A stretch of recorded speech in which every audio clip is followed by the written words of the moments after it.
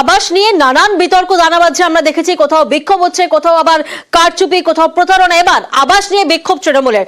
আলিপুরদুয়ারের শামুকতলায় সেখানে তৃণমূলের বিক্ষোভ। আবাস তালিকায় যোগ্যদের নাম বাদের অভিযোগ, আর সেই অভিযোগকে সামনে রেখে এই মুহূর্তে বিক্ষোভের ছবি আপনাদেরকে দেখাচ্ছি। আলিপুরদুয়ার শামুকতলা, সেখানে তৃণমূলের বিক্ষোভ।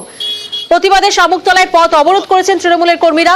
প্রতিনিধি রাজকুমার এই মুহূর্তে আমাদের সঙ্গে রয়েছেন। রাজকুমার থেকে একবার জানবো। রাজকুমার, আমরা দেখেছি আবাস নিয়ে বহু বিতর্ক সামনে আসছে, এক্ষেত্রে আজ একেবারে পথ অবরোধে নামলেন তৃণমূলের কর্মীরা। মূলত কি কি অভিযোগ এবার সামনে আসছে? দেখো প্রিয়াঙ্কা, মূলত এই যে পথ অবরোধটা হচ্ছে এটা কিন্তু আলিপুরদুয়ার শহর লাগোয়া আলিপুরদুয়ার যে শামুকতলা রোড, সেই আলিপুরদুয়ার শামুকতলা রোডে কিন্তু এই পথ অবরোধটা হচ্ছে। এবং এটা যে এলাকায় হচ্ছে সেই এলাকাটির নাম হচ্ছে শোভাগঞ্জ যে বাস স্ট্যান্ড, সেই শোভাগঞ্জ বাস স্ট্যান্ডের সামনে এই অবরোধ হচ্ছে।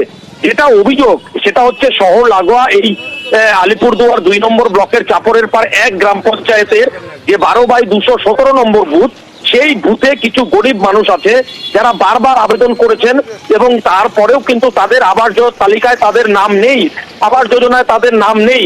শুধু তাই নয়, একজন মানুষ অভিযোগ করেছে যে তিনি এর আগে যখন সার্ভে হচ্ছিল তখন 300 টাকা এক সার্ভে কর্মীকেও দিয়েছিলেন, তারপরেও আবাস যোজনায় তাদের নাম নেই।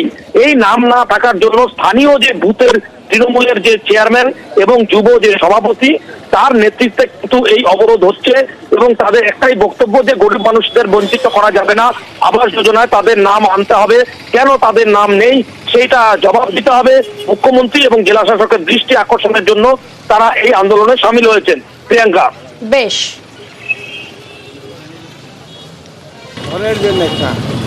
কেন তালিকায় নাম নাই? নাম তো নাই। নাম আবেদন করছিলেন? হ্যাঁ গেছিলাম। প্রধান পঞ্চায়েতের কাছে গেছিলেন? গেছিলাম। তারপরে কি হলো? এই তো এরকমই চলছে এখনো। হবে না? হ্যাঁ। এখন কি অবস্থা আপনার বাড়ি? অবস্থা তো ভালো না, ঘর তো নাই, প্লাস্টিক দিয়ে বেড়া দিয়ে রাখছি। কী বলবো, ঘরে ঘর দিয়ে বলবো, এছাড়া তো কিছু নেই আমার। থাকার মতো জায়গায় জায়গা লাগবে। আবাস যোজনা লিস্ট বা তালিকা বেরিয়েছে, সেই তালিকায় আমাদের গ্রামের যারা প্রত্যন্ত গরিব মানুষ তাদের নাম সেই তালিকায় নেই। যেহেতু ওনারা গরিব মানুষ, বারবার ওনারা আমাদের দ্বারাই আশ্বস্ত, আমরাই আশ্বস্ত করছি, কিন্তু তারপরে ওনাদের জন্য কিছু করে উঠতে পারিনি।